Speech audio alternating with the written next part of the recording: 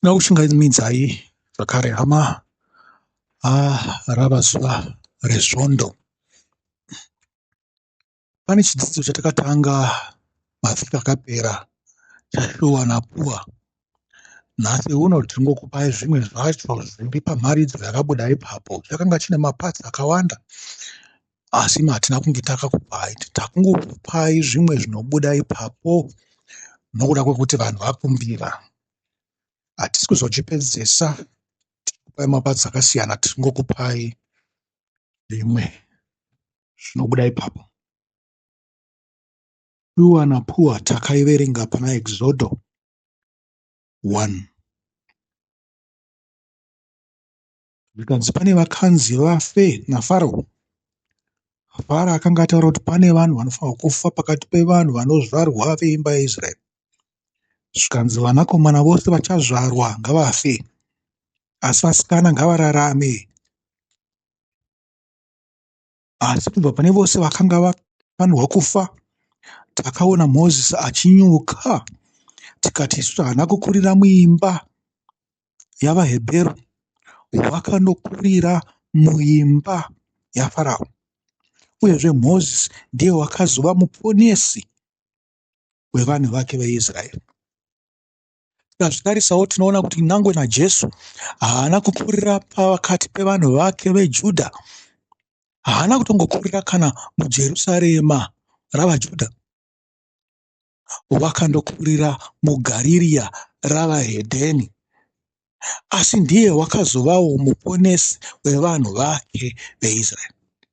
Wakanzi Yeshua Mesiya ndiye Jesu watinodana nhasi uno. Pakutaura kwedu takataura kuti tichiti Farao wakanga wakaita somuridzi wekereke.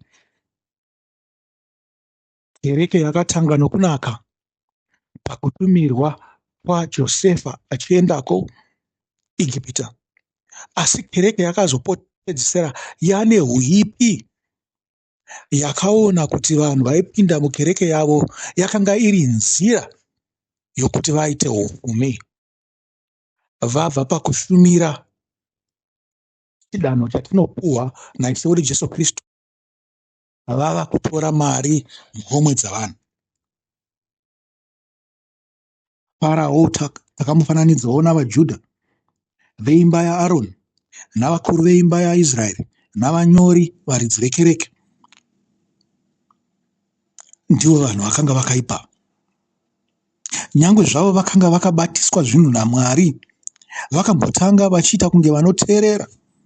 Asi mushure mamakore awandisa vokunge vari pachigaro chokuva vashumire pakati paMwari navanhu, vakazotora chigaro ichocho vakatanga kuita chavo. ZvaMwari vakanga vasisina basa nazvo. Vakanga vozvishumira ivo, vakavona vanhu vose vaIsraeri vari nhapwa dzakanga dzakafanirwa kuuya neupfumi hwavo. Takanzwawo pamusoro paPuwa naShua paExodho wokutanga iwo. Tikati vakafananawo namadhikoni, namapasta, namaErudha, namaasha anenge ari mukereke. Munhu wose ane chaanoita mukereke yamazuva ano. Zvikanzi asi vanhu ava vari anti-establishment. Vanopesana nezvishuwo zvavakuru vekereke. Vanoona kuti vakuru vekereke vaakuzviitira ivo havachashumira Mwari. Asi vanhu ava vatataura pakati pavo kwete vose, pana vamwe vanoda Mwari, vanoprotekta vanhu kubva kune avo vanoda kuvaparadza. Vanhu ava vanonzi vane basa reutauriri mukereke. Takaudzwa kunzi kana munhu ukanzi une utariri hwomukereke, unofanirwa kunge une chausingapomerwe pakati pavanhu. Utariri hwomukereke hunenge huchienderana noutsvene nokururama. Zvikanzi munhu wakadai ndiye anofanirwa kupuhwa chigaro.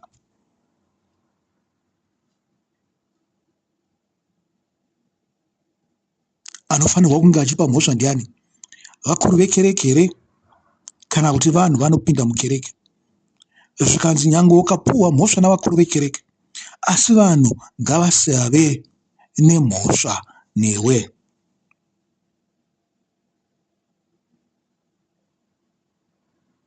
Nyange wakapuwa basa iri navakuru vekereke, iwe uripo kufadza Mwari. Nyange vakuru vekereke vakaita saNabhari, varivo vane upfumi hwekereke namasimba mukereke, iwe ita saAbhigairi. Nokuti wakatedzera politics dzavakuru, unorashika. Politics dzavakuru vekereke handidzo dzinonangisa kudenga. Unorashika gwara raMwari, nokuti pose pane chinonzi ownership necontrol, kuva muridzi nakuva namasimba, panopinda Satani. Izvi gara makazvingwarira. Ndiri kuti chii? Ndiri kuti hapana kereke isina Satani, hapana sangano risina Satani, nekuti zvinhu izvozvo zvinoti control neownership zviripo. Masimba nokuva muridzi.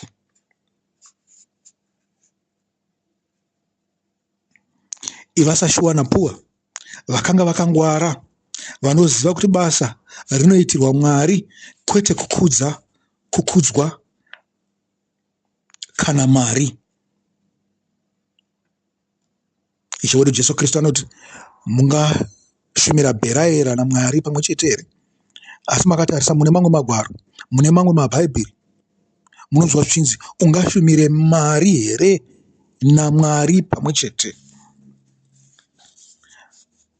Mutariri anofanirwa kuva murume nemukadzi mumwe chete. Iri rava shoko ratakutora pane mamwe magwaro. Ndizvozvo hama, naizvozvo shoko rose ranhasi, mharidzo yose yanhasi, tiri kubva pana Exodo 1 tiri kupinda pana 1 Timothy 3, nekuti toda kuenzanisa shuwa napuwa navateereri vakanaka vekereke. 1 Timothy 3 inoti, herino shoko rechokwadi, kana munhu achitsvaka basa romutariri, anoda basa rinokudzika. Zvino mutariri anofanira kuva munhu asina chaangapomerwa, murume womukadzi mumwe chete, anozvidzora, anokudzwa, anoitira vaeni rudo, anoziva kudzidzisa, asingadhakwi, asingarwi uye ane unyoro, asina gakava, asingakariri mari, anofanira kubata imba yake zvakanaka nokuona kuti vana vake vanomuteerera uye vachimukudza zvakanaka. Kana munhu asingazivi kubata imba yake zvakanaka, angachengeta seiko kereke yaMwari?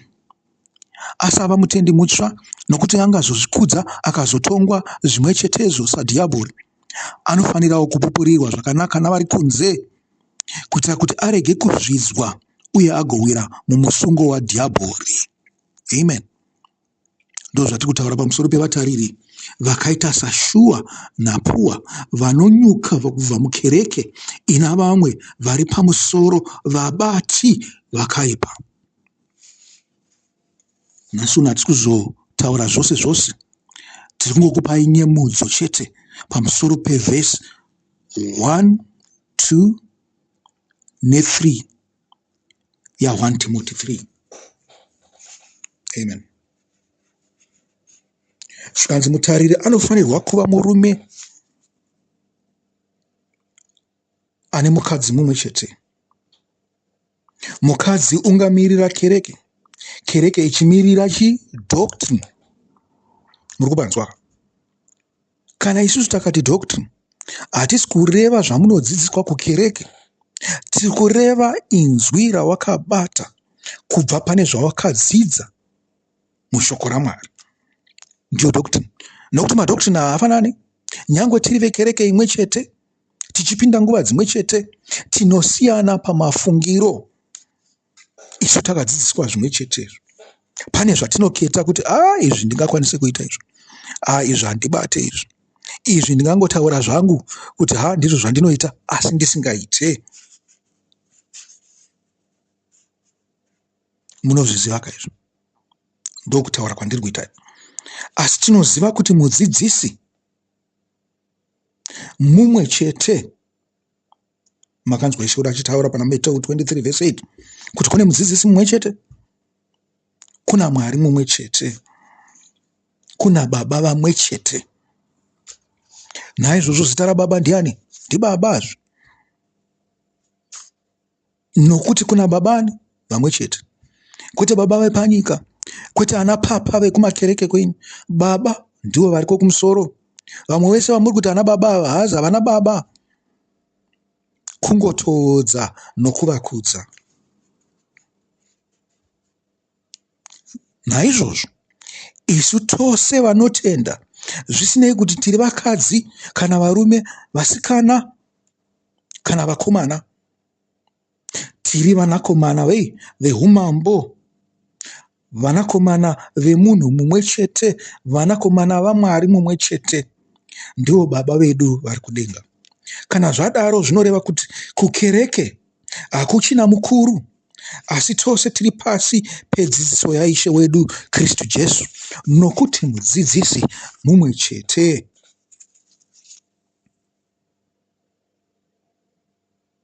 Kana muchiverengawo mamwe mabhaibheri, makatarira pana 1 Timothy 3, munochanzwa zvichinzi munhu akaroora kamwe chete, ndikutaura pamusoro pemutariro. Izvi zvinongoreva zvimwe chetezvo, ukama hwako neshoko naJesu naMwari naMweya. Ndo zviri kunzi mukadzi doctrine rimwe chete, nokuti Mweya naMwari naJesu chinhu chimwe chete. Ndosaka muchibhabhatidzwa muzita raBaba nereMwanakomana nereMweya Mutsvene, zvichireva kuti zvinosheya zita rimwe chete, zvinova chinhu chimwe chete. Toendera pane zvimwe zvataurwa zvikanzi munhu anofanirwa kunge achizvidzora, zvinoreva 2 Corinthians 13 verse 5 inoti zviedzei pachenyu kuti muone muri pakutenda kwazvokwadi here. Verse 8 ichiti hatigoni kuita chinhu chinopikisana nechokwadi, asi chinobatsira chokwadi. Zvikanzi Ishe wedu Jesu ndiye nzira nezvokwadi noupenyu. Saka tiri kushandira iro shoko, kwete vakuru vemakereke. Musazopakanganisa ipapo. Mukabatira pakereke munorashika. Batirai pashoko raMwari rinouya navanhu vakasiyana siyana. Uyezve shoko raMwari kana muchirinzwa kuvanhu rinofanirwa kusefwa. Zvichireva kuti zvamanzwa muchaenda muchinoverenga magwaro, muchinzwa kuti zvinopindirana here nezvinobuda mumagwaro. Munhu unokwanisa kusefa zvinotaurwa nemunhu ndiye munhu wakaverenga magwaro ose, wakaverenga Bhaibheri rose. Tingati ndiye unoziva, nekuti dzimwe nguva zvinhu zvinobuda zvichinge zvechokwadi, zvichienderana nekamwe kanhu kechokwadi, asi kana zvazosanganiswa hazvizobuda sechokwadi chakanaka. Uhwa hungwaru hunobva kuna Jehovha hwekuti mukwanise kusefa muchinzwa kuti munhu ari kureve chii. Tinoshandira shoko raMwari. Tinoshandira chi? Tongoti Bhaibheri. Asi hatingoshandira Bhaibheri, tinoshandira zvokwadi. Zvokwadi chibuda kubva pai? PaMweya Mutsvene waMwari. 1 Korinde 11 verse 31. 1 Korinde 11 chapter 11 verse 31. Asi kana tikazviedza pachedu hatingazotongwi naShe. Amen. Musafunge kuti ndini ndichakutongai. Manzwi ana aIshe wedu Jesu Kristu. Tinoziva kuti mutongi chaiye ndiShe Jesu Kristu, nokuti ndio zvinoreva shoko raMwari, ndio zvinotibuda kubva mushoko raMwari. Zvikanzi Mozisi wamunovimba naye naJesu ndiye achakutongai. Ari kuti chiiko Jesu Kristu? Ari kutaura kuti murau wamunogara muchiverenga mazuva ose neBhaibheri ramunogara muchiverenga zuva rose ndiro richakutongai. Handikutongei, handingapedze nguva nemi. Zvichireva chiiko? Ndo zvinobuda pana Mapisarema 1 kuti hamungamira pakutongwa. Munhu unenge wakatozvitonga kare chokwadi chiri mukati uchatonzwa kuti inini handina kuita zvinoenderana nechokwadi. Panosvika Mweya Mutsvene unotokupupurira wega. Haunidi mumwe munhu kuti akuaccuse, akunongedzere kuti iwe uri kuita zvakaipa iwe. Utonzwa wega kuti komana ini handina kuita zvinoenderana neshoko. Ndakasarudza nzira yangu, ndakasiya kwandaifanirwa kuenda nako. Saka ndakafanirwa kuenda kupi? Kugehena. Worova nhano yako uchienda kugehena wega.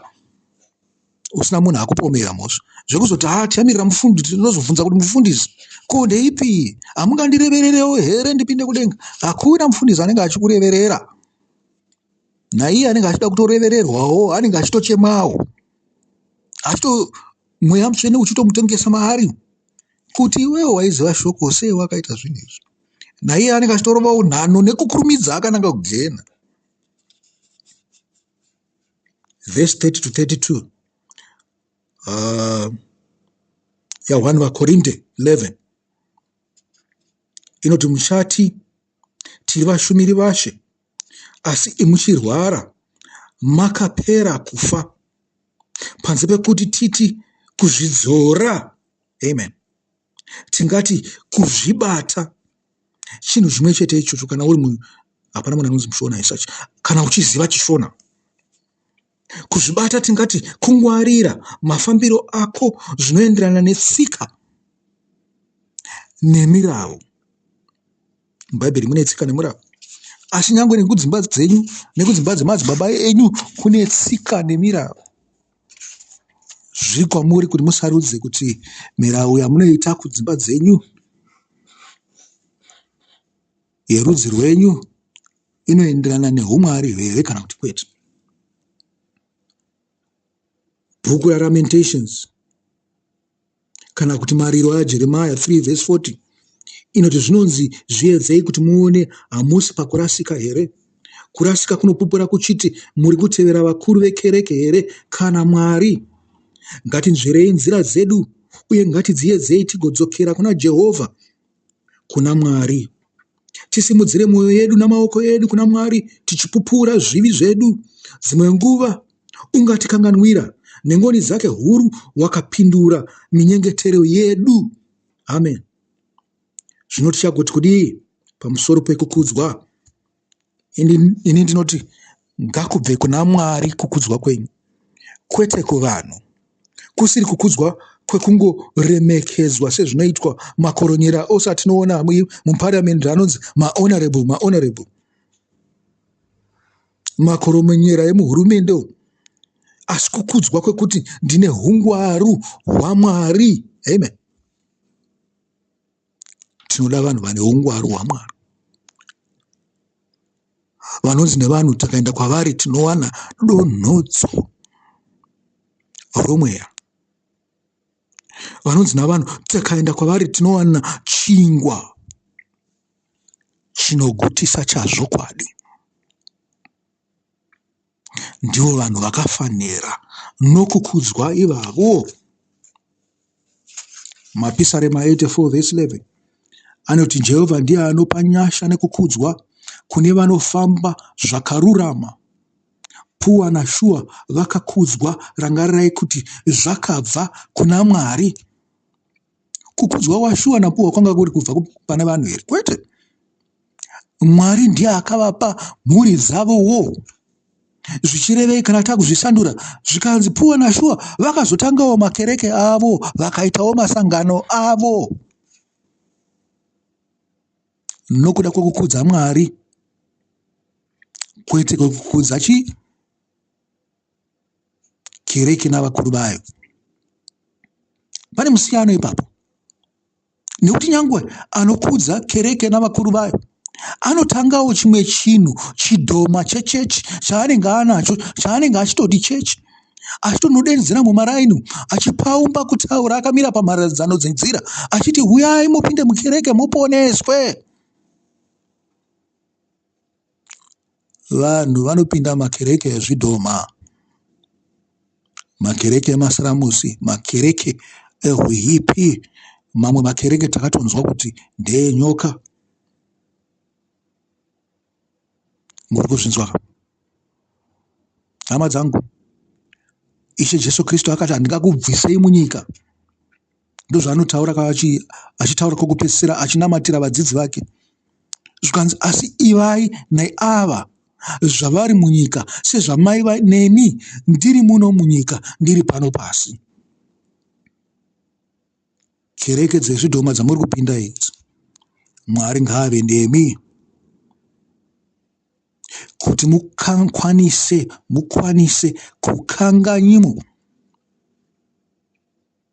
Kukanganyimo ndokuita sei? Zvikanzi akanganyimo avangarara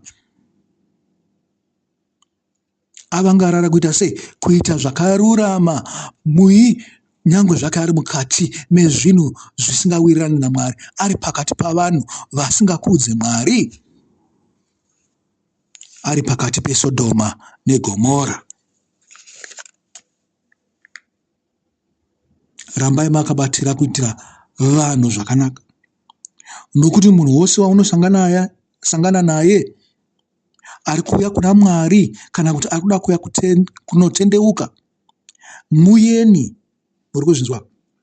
Muyeni chiko. Hachisi chimanyika here chokuti munhu ashanyira mumwe munhu. Anokwanisa kushanyira iwe usingamuzivi, kana kuti munhu ari kupfuura. Sezvo tinonzwa zvakaita Abhurahama, zvikanzi akasimudza musoro wake akaona varume vatatu vachiuya nekwaari, vakanga vasingauye kumba kwake, vaitoendawo zvavo Sodhoma neGomora. Asi akati ngavacharikire kumba kwake ambovasimbaradza mbichana nechokudya chechingwa nenyama nesupu nemukaka wakafa. Zvikanzi ambovapa mvura zvishoma yekushamba makumbo avo. Imi panguva yeEsta yatangunopinda hamushambwe here makumbo? Mvura iri kukushamba makumbo aya yakaita sei? Ishe wedu Jesu Kristu haana kushamba here vadzidzi papanhikiri paakanga akuita last supper, pachirayiro chekupedzisira, chatinoti chirayiro chaMwari? Wakavashamba panguva yokudya zvichitodzana neichi nenguva yaAbhurahama, zvekunzi wakabata vayeni zvakanaka. Wakashamba vakanga vari vadiki kwaari. Iye ndiye wakanga akakura pamanzwi aMwari, wakashamba makumbo avakanga vari vaduku. Ndizvo zvakafanana nokushamba makumbo avayeni. Vatongorasikirawo zvavo kukereke, makafanirwa kuvabata nokuvadzidzisira muumwari, muchivayambirawo kuti kereke hadzisi tsvene, muchaona zvakati nezvakati mukati mekereke. Imi zivai chamafambira, zivai chamawira kuno kukereke. Shuwa naPuwa vakazopuhwawo kereke dzavo nokuda kwekubata vamwe zvakanaka.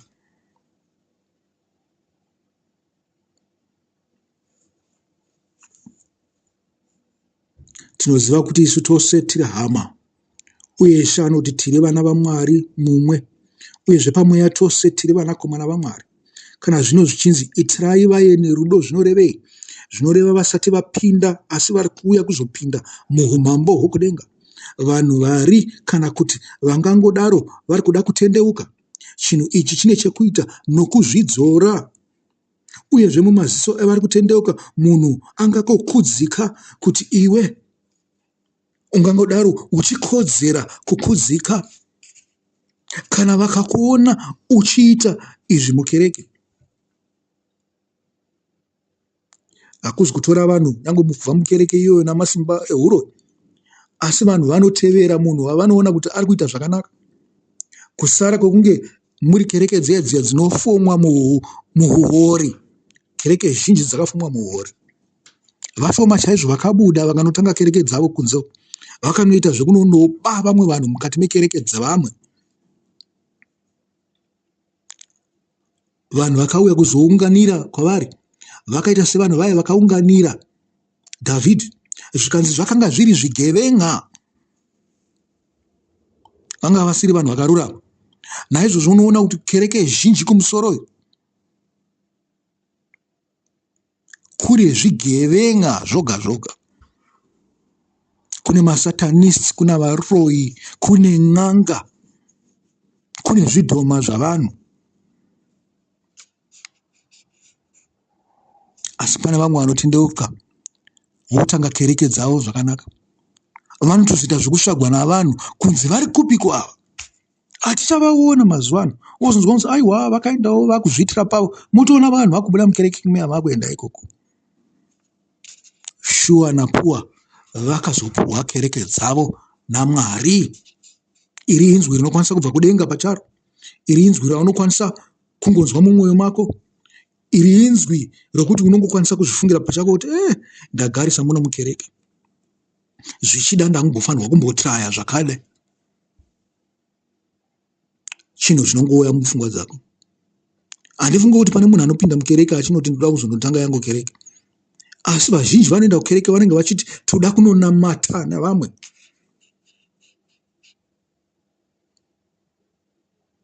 Chizvizivai imi vanotenda kuti rangarirai chinhu ichi, kuti naiyoyo nguva yekushumira muri mukereke dzavamwe inguva yekuedzwa.